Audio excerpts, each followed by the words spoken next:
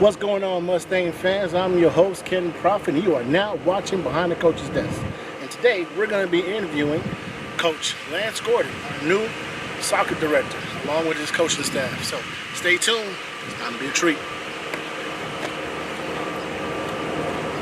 My name is Lance Gordon. I am the Director of Soccer Operations here at Central Baptist College, also the head men's and women's soccer coach. Yeah. Coach Talbot Masoka, assistant coach for the women. Okay. Well, Coach, I know this is both of you guys, our first season, right?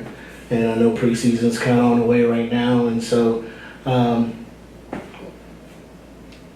know you guys are new and everything like that, but kind of give me your feel about how you're feeling about the guys program, and kind of give me your perspective about the girls program. I'm really excited about the guys program this year. I mean, there's a lot of talent. There's a huge freshman class that's coming in. They're going to be immediate contributors and stuff, and then we have a lot of great people that are already in-house that I think are gelling really well, and they're going to be a special team that I think we can compete for the playoffs this year. Knock on wood. Everything has to go right, obviously, and something like that. But I think we're gonna bring CBC soccer, men's soccer, back up to that pinnacle that it was not too long ago. I have a quality member on the coaching staff here, and then Sabello is also helping out.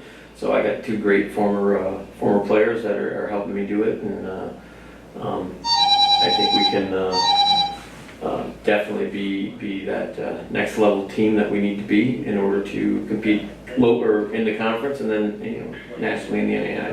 Okay. As far as the girls are, man, they're a committed group.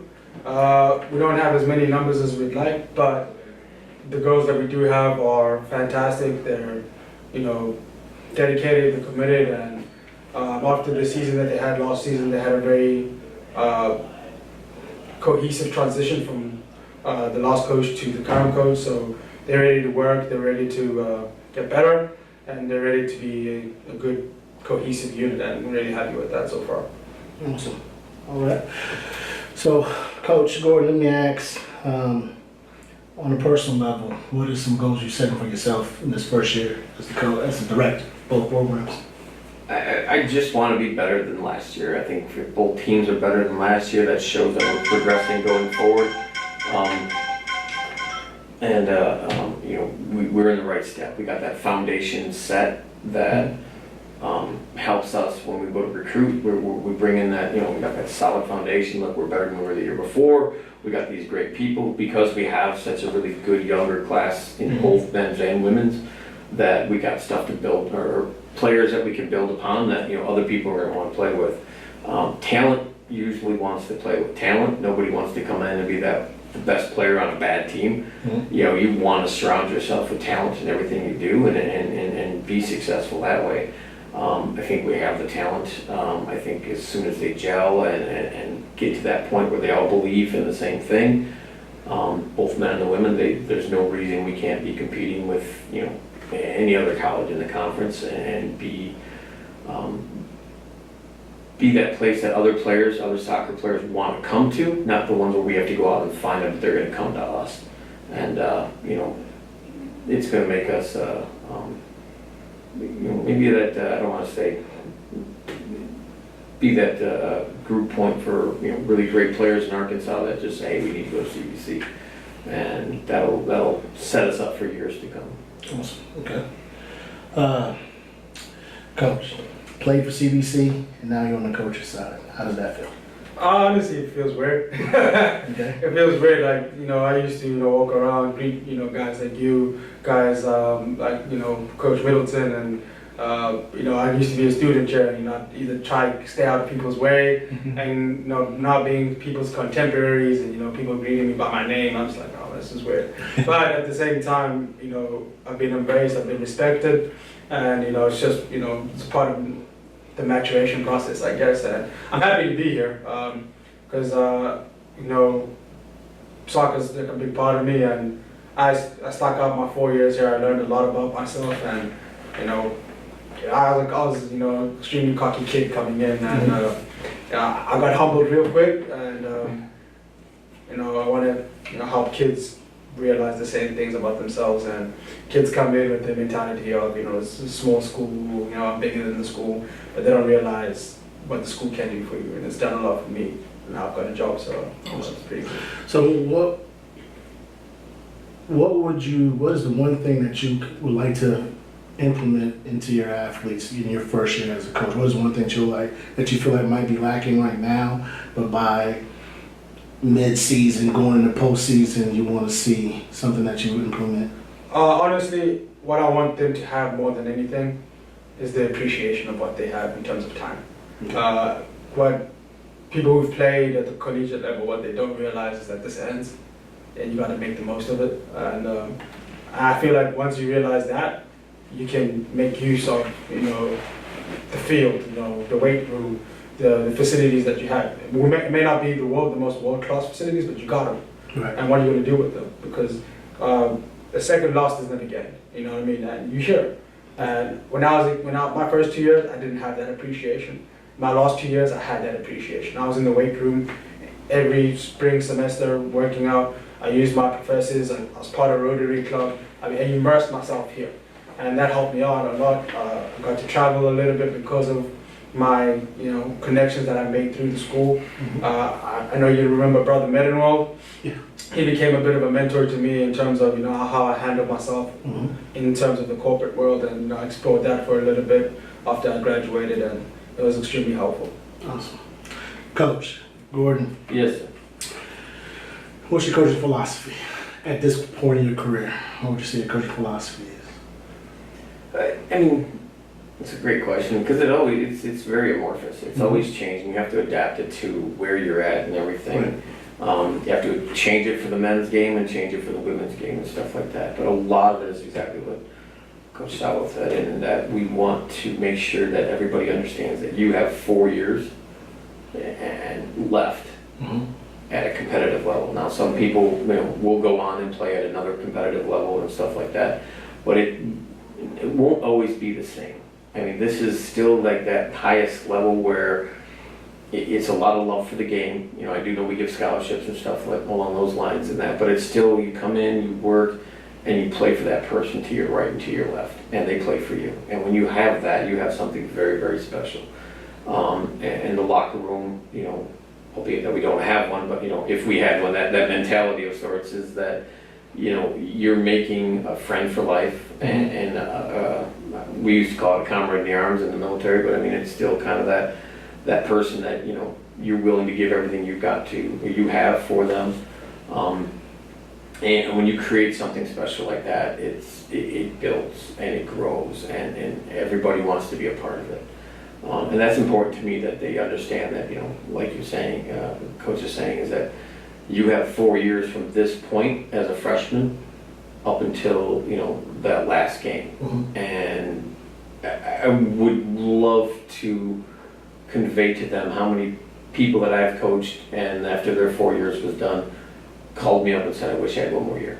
Mm-hmm. I wish I had one more season. I wish I had one more. And you only got 4. And, you know, 4 years to give everything you can give, to make that place that you're at and the people you're playing with, and create those special memories and stuff like that.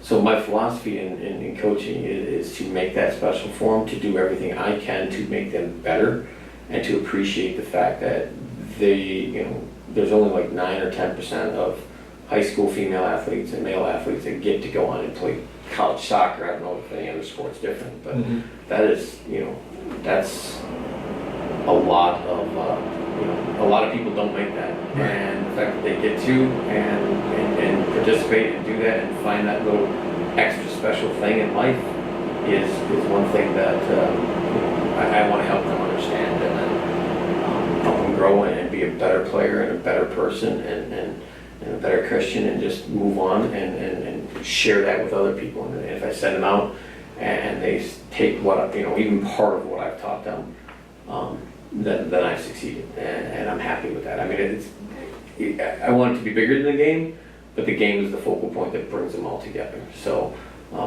that to me is making that special, making it memorable, and making it something that they want to share with everybody they meet.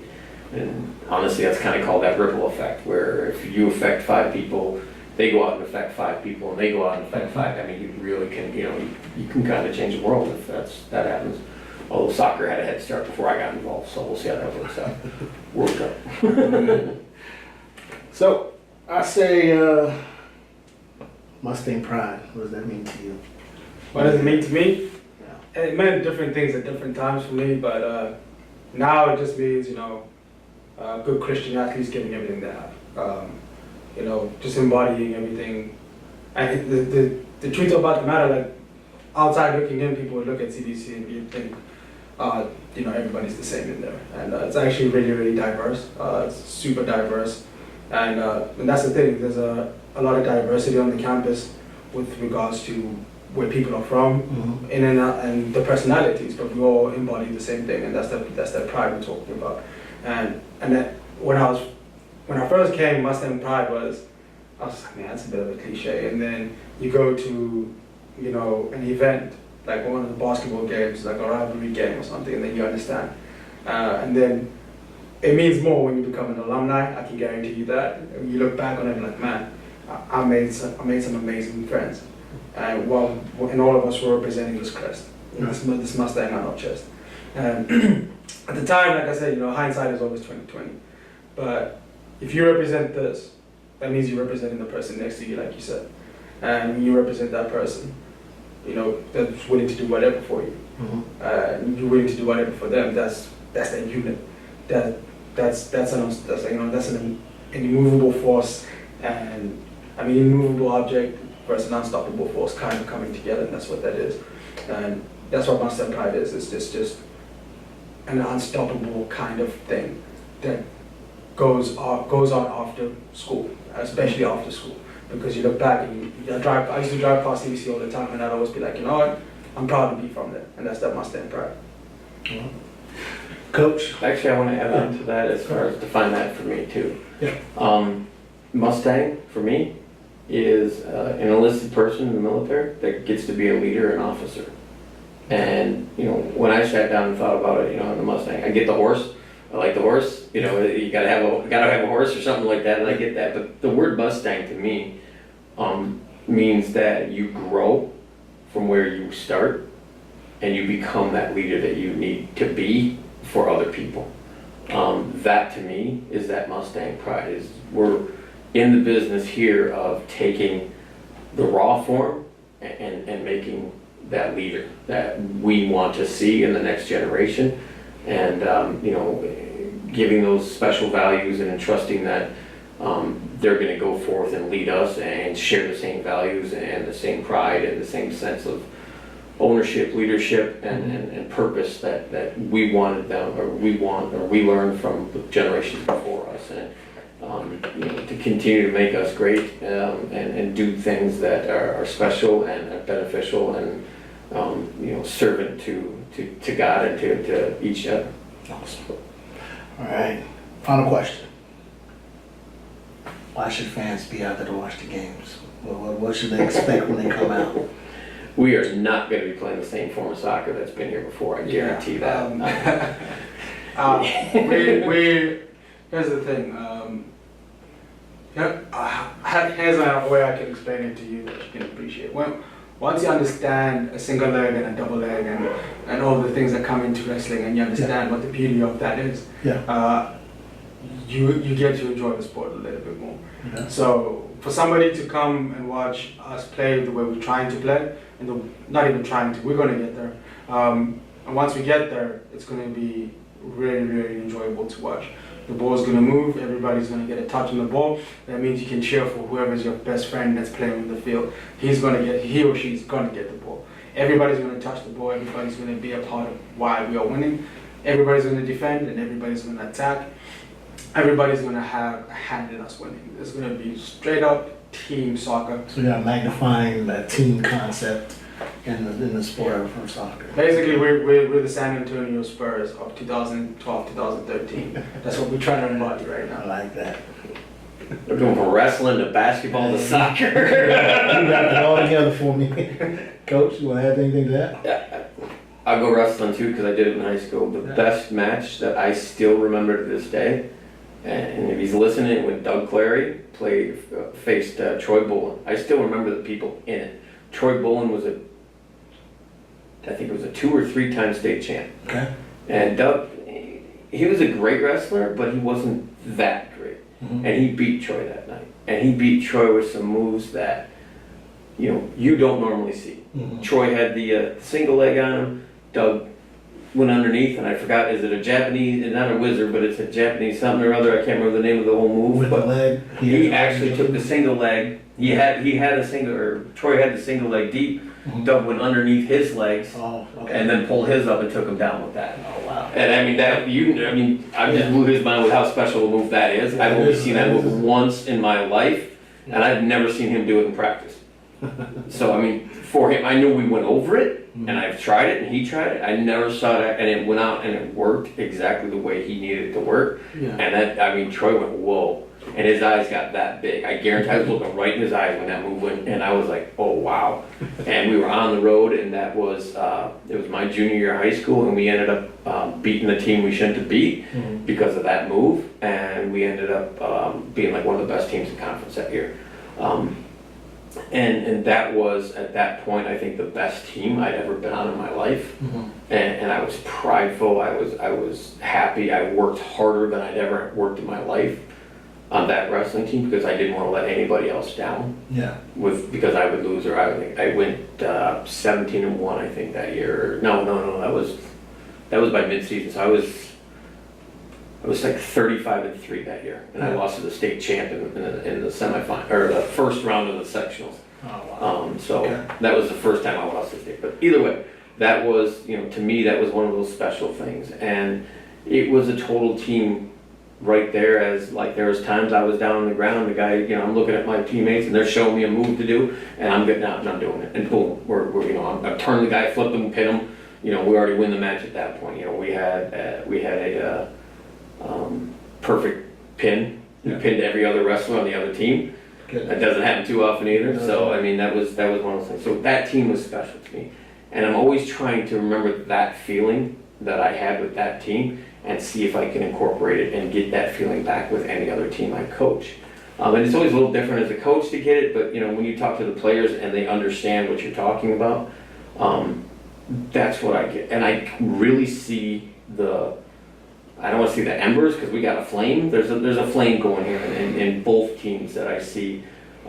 They're buying in, they're believing, they want to play, they want to compete, they know they can be special, but they want to show you. And if you come out to that game and you watch that game, you're going to see pride, you're going to see heart, you're going to see hustle, you're going to see determination, you're going to see a game where there is nothing left with the players. It will be all out on that field. And if you don't know the sport, I will print you rules up and leave it by the sideline and so you can see it. Whatever you need, you call me, I'll give you a class.